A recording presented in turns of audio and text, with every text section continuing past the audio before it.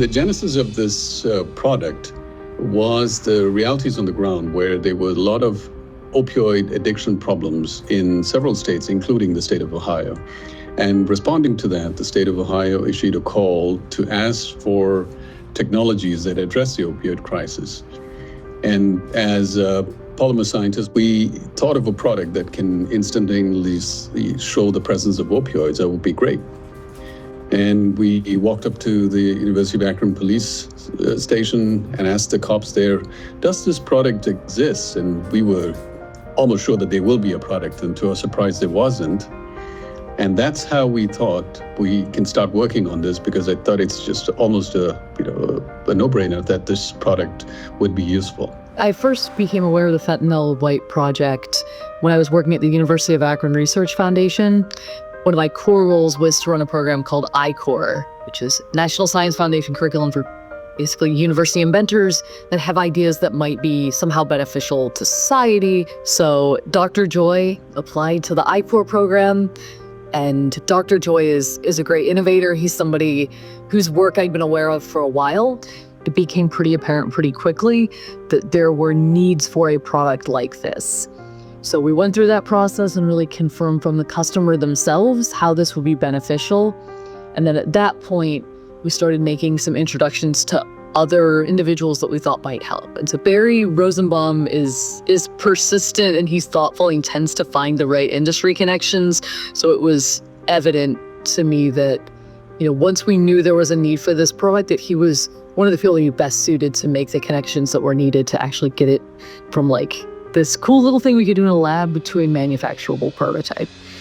In my role as a senior fellow with the University of Akron Research Foundation, I knew Professor Abraham Joy had developed a color-changing chemistry that would change color on contact to fentanyl. And so I had a conversation with Summit and with James Hull, and I said, would you be interested in meeting with Professor Joy? I knew that Summit had developed and commercialized a fentanyl-resistant glove. And when we had conversations, we hit upon the idea of creating a wet wipe. Working with the Research Foundation, I had contacts at Gojo. Gojo sells wet wipes, but I learned they don't manufacture the wet wipes. They have a contract manufacturer who private labels those wet wipes, a company called Rockline. So we contacted Rockline, and the opportunity to work on this project went right to the CEO of Rockline. And the CEO of Rockline basically told his people, work with these guys. This is an important societal problem. When the University of Akron came to us, they had worked on a fentanyl detection project, and being known in the market with a fentanyl detection nitrile glove, they thought that it was a good opportunity for us to work with them to bring this to market. When First Defense wipes hit the scene, they immediately became a game changer. We now have a product that's much more affordable, it's much more convenient, and it gives people the confidence to determine whether or not the substance or surface contains fentanyl. Summit Glove, which up to now is importing gloves from Malaysia and other places, is now developing a fentanyl detection system.